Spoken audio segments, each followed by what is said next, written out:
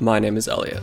I'm a digital artist, and over the past week I spent over 42 hours creating this illustration for the annual online art game, Artfight.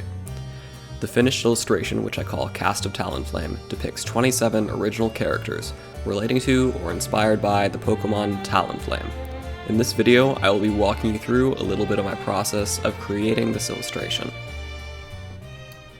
The first step of my process for this illustration was photo bashing. Photo bashing is a broad term which describes digitally collaging photos to create something new. I collaged images of falcons, people, and environments together to create a quick first draft blockout of my final composition. None of these elements are used in the finished illustration, but I did use the images as reference throughout my process. Most of my work on this project was done in Clip Studio Paint. However, I did employ Photoshop briefly during this blockout. Photoshop has better tools for isolating the subject of images from their background, which I used to cut out the falcons and people used in this collage. For some of the characters in this blockout, with unique creature anatomy, I combined several images to more accurately depict their forms. After about 2 hours, I was done photo bashing and was ready to move on to the next step. My next goal for this project was to complete a flat color drawing of each of the characters I would be including in my finished illustration. Over 5 days, I completed an average of 5 or 6 character illustrations per day.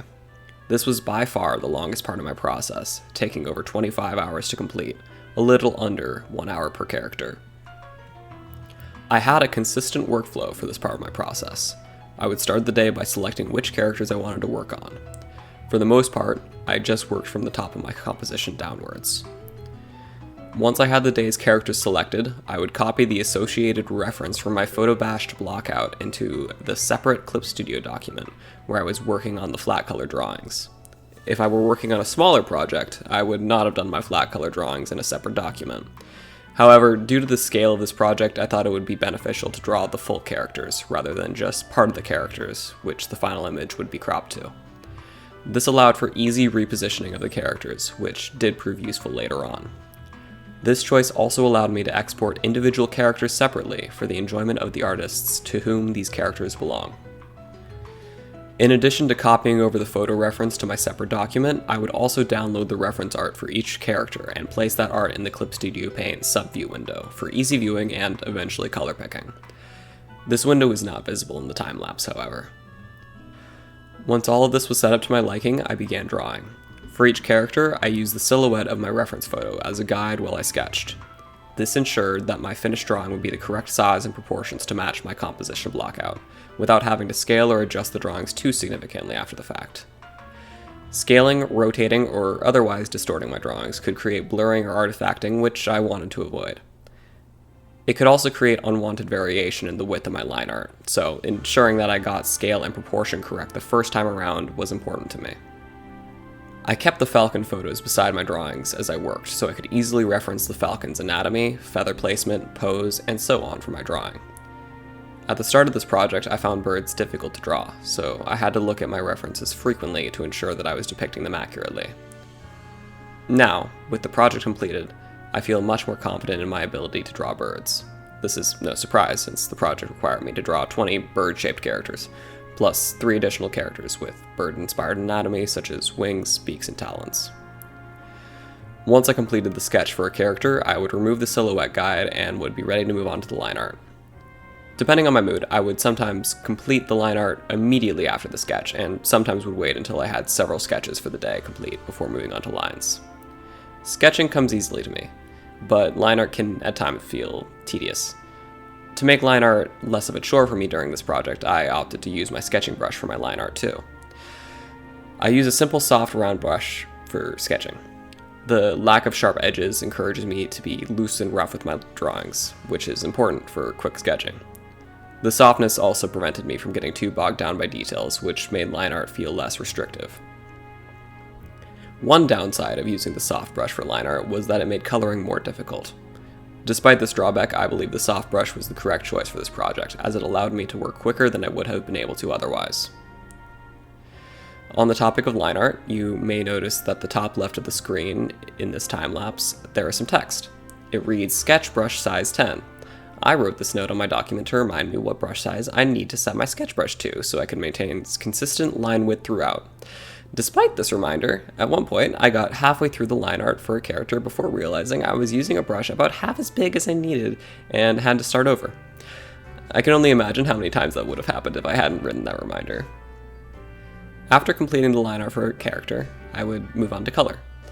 Talonflame is a Pokemon whose design consists mostly of 4 colors: red, gray, black, and yellow. Many of the characters I drew for this project followed that color palette very closely, but all of them had a unique spin on the design in some way or another. Many of the Talonflame characters had defining accessories, such as bandanas, scarves, gadgets, or jewelry. Most of the character designs also had unique spins on Talonflame's color palette and patterning. This project required me to draw the same Pokemon over 20 times, but the variety of unique and creative interpretations of Talonflame made it so that I never got bored. While the variations in each Talonflame character that I drew helped prevent me from getting bored of the project, I think that even if each of these Talonflames were identical, I would still not have gotten bored. In fact, I selected Talonflame characters for this project because I knew I couldn't be bored by them. My first mainline Pokemon games were Pokemon X and Y. These Pokemon games came out on my 9th birthday, October 12th, 2013. My parents gifted me a copy of each game for my 3DS that same day. Talonflame was introduced in Pokemon X and Y as that generation's regional bird Pokemon. Fletchling, the Pokemon which Talonflame evolves from, is encountered early in the game on routes 2 and 3. As a 9-year-old playing my first Pokemon game, I, of course, collected one of these easy-to-find and easy-to-catch Fletchlings for my team. Fletchling accompanied me throughout my first ever Pokemon game playthrough, evolving into Fletchinder, and eventually Talonflame. With Talonflame, I defeated the Elite Four, completing my first playthrough of the game. I picked up Pokemon X and Y again many years later, with the goal of completing the Kalos Pokedex. Talonflame's Flame Body ability was useful for hatching Pokemon eggs, and it was powerful enough to defeat high-level Pokemon so I could train other Pokemon which I wished to evolve. So, it became my main partner as I worked towards Pokedex completion. During this journey, my Talonflame became my first ever Pokemon to reach maximum level. I have a lot of love and nostalgia for Talonflame after so many hours spent with it as my partner. That's why Talonflame was selected for this project, why I would never get bored of drawing it, and why it is my all-time favorite Pokemon. While this illustration does mainly serve my participation in Artfight 2026, it is also a personal love letter to Talonflame for the many hours of companionship and fun it provided me. With all 27 characters drawn, it was now time to put them together. I copied each of my completed character drawings into the file where I had collaged my reference images together and arranged them to my liking. With the characters in place, I was now ready to start bringing my illustration together. I started with the background. I am not a confident background artist because, like many of my peers, I spent most of my childhood drawing characters, and feeling too unconfident to attempt branching out into more complex scenes. As an adult, I have figured out ways to make backgrounds less daunting. Before all else, I collected a handful of reference images to help me better understand what my end goal would be. I knew at this point more or less every part of the scene I would be creating. A sun low in the sky, the sea, a cliffside overlooking the water, and some barren trees over the cliff's edge. I gathered reference images for each of these elements. With my references together, I began painting the sky. As I painted, I repeatedly hid and unhid the layer with all of my character drawings to make sure that the environment I was creating was serving their silhouettes well, and not creating too many tangents or conflicts. I copied my sky and mirrored it, acting as a placeholder for the reflective surface of the water, which I would later render before drawing some distant cliff faces. For the water, I used a repeating texture warped to follow the vanishing point of the scene at the horizon directly in the middle of the canvas. Then it was just a matter of tweaking the sea until it was to my liking. Next, I tackled the cliff face. I find uneven land like this very daunting to depict, especially because I couldn't find much reference of a cliff's edge at the angle I was trying to achieve. The cliff top is very dark in the late evening sun, so if anything looks muddy or unrealistic, it is thankfully going to be obscured by shadows or the characters, and will probably go unnoticed. The trees were next. These trees were easy. I didn't bother with any shading at all and just blocked in the silhouettes to my liking. Several bird characters in the composition are meant to be perched on the branches of the left tree, so I had to pay attention to their positioning as I worked, but otherwise I just turned my brain off and drew branches wherever I thought they looked nicest. I am very satisfied with how the background of this illustration turned out. It was the part of this process I was most concerned about, but I completed it surprisingly quickly, with plenty of time left in the day to continue working. So I did. Next, I adjusted the color and value of the characters in the scene to mesh well with my background. This is why I decided to render the background first, above all else. When drawing a character in an environment, an important step to making the character feel at home in their environment is how the surroundings affect their appearance. A character in an overcast environment will appear more gray and washed out. A character in a nighttime environment will appear dark, lightly with harsh shadows from a streetlight, or pale and soft in the moonlight. And, as with this illustration, characters under the setting sun will appear dark in contrast to it, and will take on the warm hues of the surrounding sky. If a character feels out of place in a scene, it may be because they are not being properly adjusted to the scene's palette, and may appear like they are glowing or like they have been photoshopped in from somewhere else. One thing I paid special attention to while adjusting the colors of the characters is atmospheric perspective. You may notice that I have made the birds in the foreground of the scene darker, while making the birds in the background lighter, blending more into the sky. While it is not necessarily realistic for the scale of the scene that these figures are so visibly affected by atmospheric perspective, I think it helps create a sense of depth that would otherwise be lacking, so it's included. Atmospheric perspective is a phenomenon which can be observed in real life, on distant mountains, for example. When the sky is clear and blue, a distant object might appear bluer than it would up close. This is because the viewer is perceiving Earth's atmosphere in between their eyes and the distant object.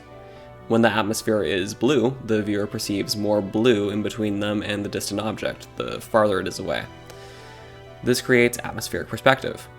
Atmospheric perspective is a technique which can be observed in art as early as 30 BCE, making it a technique which artists have employed for millennia. Once I was done messing with color, I quickly added rim lighting to each of the characters, where the setting sun would highlight their silhouettes. This helps the characters, especially those on the dark cliffside, stand out a little bit more. After getting some sleep, I added the finishing touches to the illustration. The Talonflame character inspired by the Team Fortress 2 Blue Medic was given a glowing healing effect for his Medigun. The two fighting Talonflames with the sun behind them were each given attack VFX as well, one preparing a fiery flamethrower attack with smoke and embers, and the other preparing a flashy steel wing attack with reflective chrome feathers and glowing action lines. Finally, I distorted the glitchy Missing No hybrid Talonflame and added some quick rendering to all of the metallic parts present in various places across the piece, bringing an end to this week-long project. Here is the finished piece.